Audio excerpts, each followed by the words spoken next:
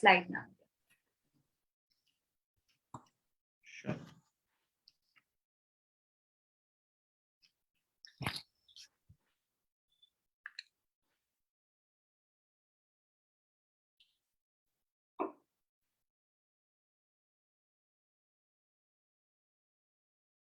Hello everybody. Thank you for joining us today. We're going to be discussing diabetes and neuropathy today, and we have Dr. Mudit Sabharwal joining us. We'll just maybe wait for a minute or two for everybody to join in.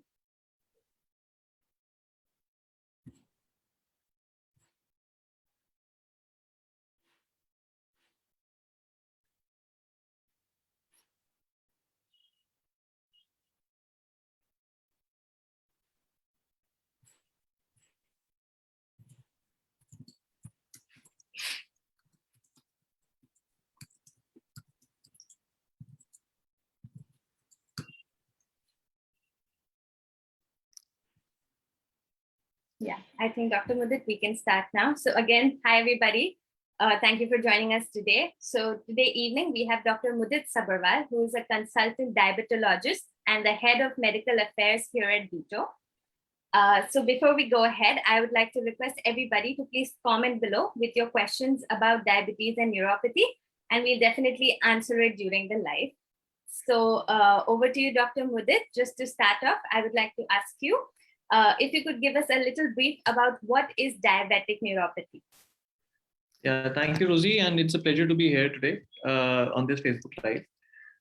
So diabetic neuropathy, neuropathy means numbness or probably defect in the nerves, and the defect in the nerves which is caused because of diabetes and uncontrolled blood glucose levels, as the name suggests, is basically diabetic neuropathy. It generally happens if the blood sugar levels are very high and injure your nerves throughout the body. It usually starts from the peripheries and then goes on to the autonomic neuropathy and the systemic neuropathy, and basically affects the whole all the nerves in the body itself. Right. And who would be at the risk of developing such a health issue? Well, generally those patients who have uncontrolled diabetes, who are smokers, whose blood pressure, who diabetic with hypertensive patients with uncontrolled blood pressure and blood glucose levels. These people are generally at a higher risk levels. Elderly patients who are at higher risk levels. Right, doctor. Thank you for that. And if you had to say, give your patients certain prevention tips for diabetes neuropathy, what would that be? Well, basic tips. First of all, one should always keep his blood glucose in control. Of course, monitoring and tracking blood glucose, and again testing blood glucose and tracking the trends of blood glucose are very important. The control of blood glucose fluctuations and glycemic variability is another very important aspect which one has to keep in mind. High blood glucose, and apart from just high blood glucose, low blood glucose should also be prevented. Hypoglycemia should be prevented, so that there is less fluctuations and the load and the systemic load increases in the body, reduces in the body. Apart from that, of course, keeping the blood pressure in control is a mandate for patients who are hypertensive. That usually reduces the complication and reduces the chances of patient getting into a diabetic neuropathy or other comorbid conditions because of diabetes. Then, of course, making healthy food choices. So having a regular balanced diet schedule, probably exchanging trans fats or saturated fats with monounsaturated fatty acids or polyunsaturated fatty acids, having more of fiber in the food, again, eating more of vegetables, fruits, and whole grains. That's very important. So again, limiting the portion size, having small frequent meals instead of binge eating. That's the major mantra. Of course, being active throughout the day. So not being sedentary at all. So as per the recommendations, it is advised for a diabetic individual or a pre-diabetic individual to have at least 150 minutes of walk or aerobic exercise throughout the week, which may just be 20 minutes or 20-30 minutes of walk throughout the day, at least 6 days a week. And of course, stop smoking. So smoking is something which causes damage to the circulation. So it reduces the circulation in your feet and various other organs of the body. So of course, tobacco intake or in any form should really be avoided, and smoking should be quitted in diabetic for diabetic patients. Okay, doctor, I think you summarized that very well for us. Thank you for that. If we can just take a question here, Kirti is writing to us. She says that she's type 1 diabetic and that her foot really aches a lot and she's having trouble sleeping at night because of it. She says that I have to take a painkiller to reduce the pain, but the pain is still very much, and especially at 2-3 a.m. at night. And she just really, like, she's like, do I need to amputate my foot? Like, she's just having a lot of trouble with it. So if you could just help her out. Well, thank you for a question. So diabetic neuropathy may be the causative factor for the pain which you have in your foot. For pain relief, you can use, general painkillers generally do not benefit patients with diabetic neuropathy. They're generally advised to take the anti-seizure drugs, which are generally pregabalin or gabapentin, drugs like that, which may have some side effects like drowsiness or dizziness, but then they're really effective. They're really helpful in controlling the pain. You can also use, so your doctor may also advise you certain medicines like amitriptyline or probably imipramine, which are generally antidepressants, but they usually help in reducing the pain. They may be taken on SOS basis, but then in cases of severe neuropathy where the pain is excruciating, these generally help. Well, amputation is something which is very reserved for patients who have no circulation or very poor circulation for the foot. If you have discoloration, if it's just pain, then I would not suggest, or probably I would not believe that the patient may require amputation. It's generally done for those patients where the foot is going into gangrene or probably the circulation is not at all there. So it's reserved for severe cases. But I guess if you control your blood glucose, that's the primary thing. Control your blood pressure, that's another thing. If you have an active lifestyle and you take these medications which I just advised, probably your problem should benefit from this treatment.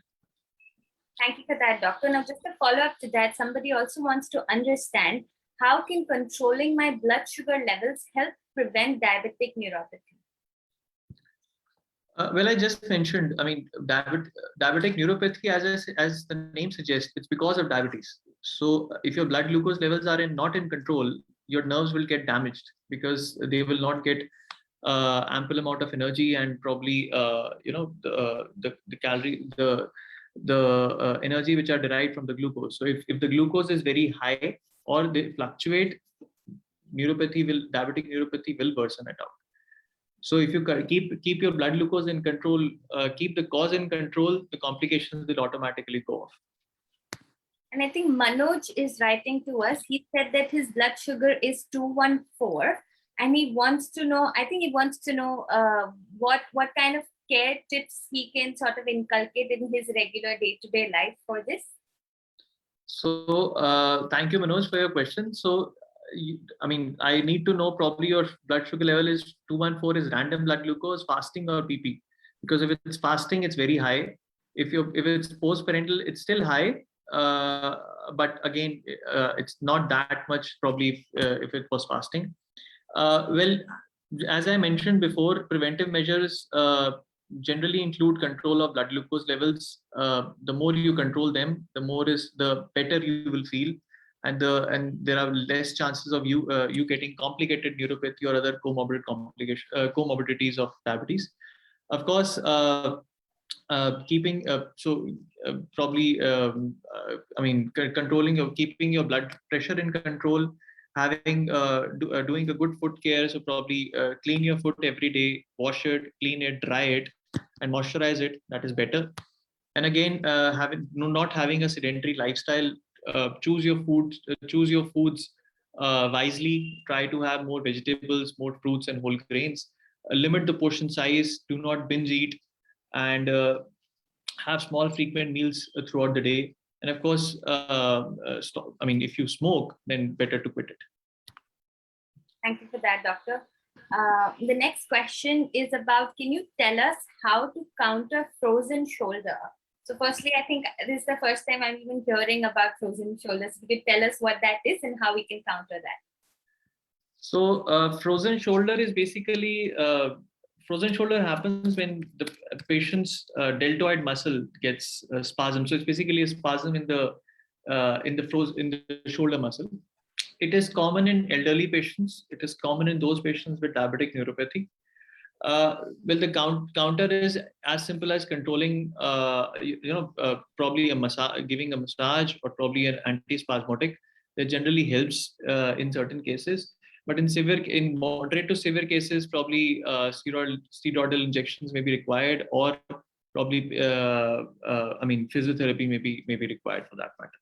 But we have seen in diabetic individuals who have diabetic neuropathy, frozen shoulder generally becomes common, and if we and treatment for neuropathy generally helps in preventing and controlling frozen shoulders. Thank you for that, doctor. We have another one about Shivam is writing to us. He wants to inquire, I am type 1 diabetic from the last 22 years and my HbA1c is 7.2. Is it good? I'm very active throughout the day. So am I saved from any complications? Well, if you are on insulin and you've been diabetic since 21 years, if your HbA1c is 7.2, I would still try to get it below 7%. That is the recommended HbA1c levels. But if you're not having any complications, if you're if the blood glucose levels are not fluctuating, we can still try to reduce. But if you're having complications and if your blood glucose levels do fluctuate, you're more prone to get hypoglycemias, then even 7.2 will suffice. Thank you for that, doctor. We hope we've answered your question, Shivam. Next up is Rahul Pawar. He's written to us saying, I have numbness in the feet since last 1 year. Recently, my HbA1c is 6.9. My doctor has suggested tablets Synapse NT and tablet Rosave. I hope I'm pronouncing that correctly. And he says that he has frozen shoulder. So if he could suggest something for that. Well, your doctor has already given you antispasmodics, and I think probably those anti-seizure drugs, which I just mentioned. So I think pre-synapse is, I think, pregabalin, which I can understand. So they will be helpful. Of course, keep your blood glucose in control. Keep monitoring it. That's very important. So the more you monitor it, the more you can control it. It's as simple as that. So and probably for the frozen shoulder, if it's very severe, or probably moderate to severe, you can still consult a physiotherapist. Probably exercises for frozen shoulder generally helps in patients who have who frequently get frozen shoulders. All right. So I hope we've answered your question correctly, Rahul. Next up, Ravi is writing to us. He says, my father had a wound on his feet from 1 year and it's not recovering. I suppose his father's diabetic. That's why he's written this to us. Yeah. So there are 2-3 things, Ravi, which you need to check. One, if your father's blood glucose levels are in control. If they remain uncontrolled, then wound healing becomes a major problem. It does not, wounds generally do not heal, becomes ulcerative, and then ultimately leads to gangrene. And then it may lead to foot amputation. So please check, and please try to get your father's blood glucose level in control by consulting a diabetologist or an endocrinologist. Secondly, if the foot is already ulcerative, or probably the foot pains are very high, or if the patient, if your father is having diabetic foot ulcer or diabetic foot, then the treatment of choice is generally insulin. So better to switch over to insulin, which will probably reduce blood glucose levels much more faster, and also help in reducing the oxidative stress in the vessels. And of course, thirdly, foot care is very important. So I believe that you may be doing some foot care. So try to tell him, probably advise him to clean his foot on a daily basis. He can use normal saline to clean his foot on a daily basis. Try to keep the foot, I mean, clean and wash the foot every day and clean and dry, so that so that more and more complications, probably ulcerative complications, should not develop. Right, doctor. And you mentioned foot care. There's another question about how can diabetic socks help with foot care? So diabetic socks generally, they generally work on improving the blood flow by providing warmth without constriction. So basically they are majorly compression stockings kind of socks. So they generally help in improving the circulation to the feet, and hence help in preventing diabetic foot complications, or probably neuropathic complications. Thanks, doctor. Next up, we have Chiranjeev, who's asking, hello, doctor. My HbA1c is 12.4. What can I do to ease the tingling in my feet and legs? I guess I just mentioned that. I just answered that question. So again, for tingling and numbness, again, you can use drugs like medication like pregabalin or carbapenem. Generally, they also help. So again, they also help in reducing the numbness and tingling apart from foot pains, apart from neuropathic pains. You can use you can, if you're vegetarian, or probably if the tingling numbness is quite high, then you can have methyl cobalt, so vitamin B12 at least for 500 to 1500 microgram once in a day. That generally helps in reducing neuropathic tingling and numbness. And primarily, it's the best thing. Primarily, your blood glucose have to be in control. So try to monitor your sugars more frequently. If they are fluctuating, the numbness and tingling may convert into neural pains and then complicate. So try to keep them. Try to test them, track them, and then try to test them, and then ultimately track them, and then ultimately treat them. So the more you track your blood glucose level, the better treatment you can have for these kind of complications. Thank you, doctor. Chiranjeev, we hope that we've answered your question. Next up, we have Arvind Krishnan, who's writing to us saying that his mother has peripheral neuropathy, and I think she has some burning sensation in the foot. So it's the same thing. So the treatment remains the same. The symptoms may vary. So peripheral neuropathy may have all these symptoms. So the treatment of peripheral neuropathy remains the same. Control blood glucose, control blood pressure, foot care, as I just mentioned, and of course, having an active lifestyle. That's the answer to the question. Thank you so much for that, doctor. Next up, we have something about, can acupuncture help with numbness in diabetic neuropathy? Well, in certain cases, but then there is no clinical evidence which suggests that diabetic neuropathy may be treated by acupuncture. Acupressure, yes. So in certain cases, I personally have seen in some patients where acupressure has helped in reducing diabetic symptoms of diabetic neuropathy, but I'm really not sure about acupuncture. Thank you, doctor. Next up, I don't think this is a question about diabetic neuropathy, but if you'd like to take it, this is about Harika, and she's writing to us saying, I'm pregnant of 8 weeks. My HbA1c is 7.7. Average blood glucose is 174. And she's on 8 units of insulin. Is it okay for the baby? And will there be any future complications? Well, thank you, Sarika, for your question. 7.4 is not at all in control. So when you're pregnant, the control blood glucose should be around 5.8 to 6%. In fact, your gynae would require it to be below 6% in order to prevent any complications to you during the delivery, before the delivery, and after delivery. So please talk to your doctor. I think the insulin regime may have to be changed, and try to have regular small frequent meals. Please monitor your sugars, track your sugars much more frequently, so that there's any fluctuations which needs to be controlled, can be tracked and can be treated accordingly. So that's my experience. Thank you for that, doctor. And while we're off the topic, there's also another one about can type 2 diabetes be reversed? Well, type 2 diabetes can be reversed, or probably can go into remission, I would say. And there has been studies which has proven that.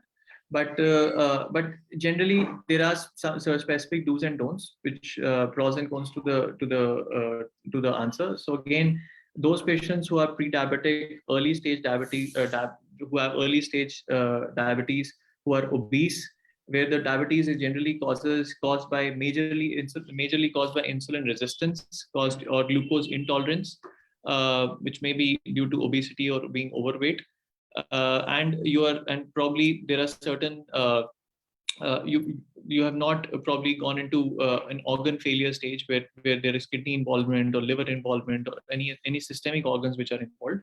In those cases, diabetes can be reversed and can go into remission, and your HbA1c can remain below 6.5 even without any medication. Thank you for that, doctor. I think Rahul and Chiranjeev, if you're inquiring about the medications and doctor consultations, you can just head to the Beto app and book a consultation.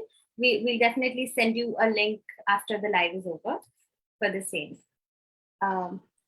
There's another one coming in, doctor, which says, is it true that if you have diabetes, you will end up having some or the other kind of nerve damage? So diabetic neuropathy, so again, nerve damages are very common in diabetic individuals. It's actually depends upon the kind of blood glucose control you have. If your blood glucose remain in control, the chances of you getting into getting diabetic neuropathy becomes very less. So the more you keep them in control, the lesser chances you have of getting any kind of systemic complications, I would say. Thank you for that, doctor. Another one saying, I experience numbness in my feet. Can it lead to something serious? Well, again, as I said, numbness in the feet may be a complication of a symptom of peripheral neuropathy. So and which ultimately may lead to various complications. Ultimately may lead to a permanent neuropathy, or probably getting a foot, stopping of circulation, getting a foot ulcer, and ultimately an amputation. So if you're having numbness in the feet, kindly contact your doctor. Please talk to your doctor, and be on a medication, be on the specified treatment as mentioned as advised by a doctor. Same. Thank you, doctor. This will be the last one. This is about blood sugar again. It says Kalpesh is writing to us. He says my HbA1c is 7.8 and glucose fasting is 139. Post is 291. Would you have any advice for him? Well, it depends. Are you on any medication?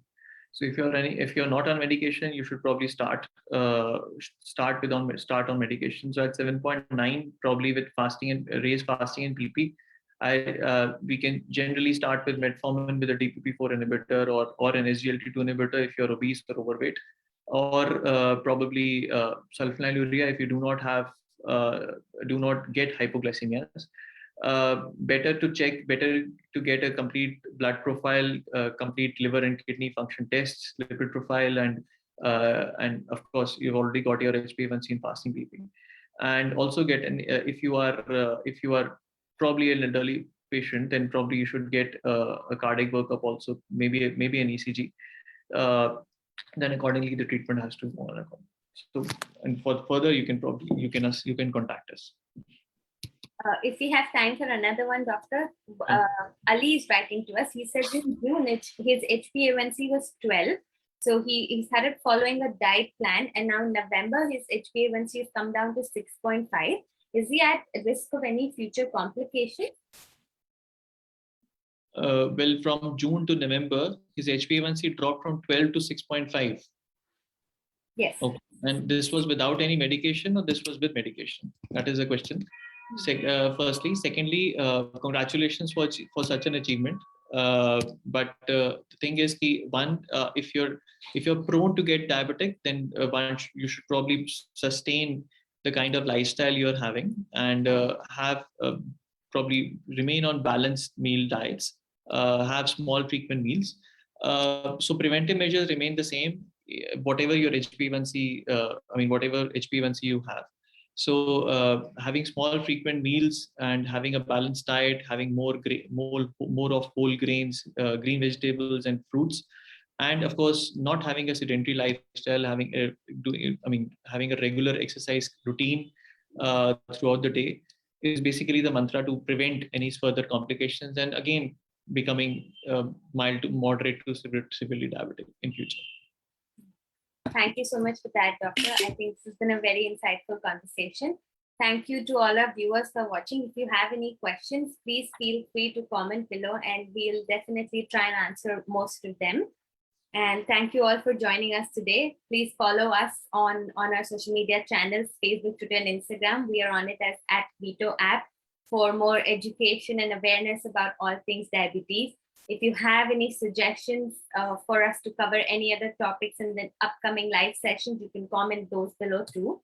And thank you again, Dr. Mudit, for joining us today. So thank you so much. Thank you so much, Susie, for having me on the session, and thank you everyone for joining in. Thank you. It was a pleasure. Thank you.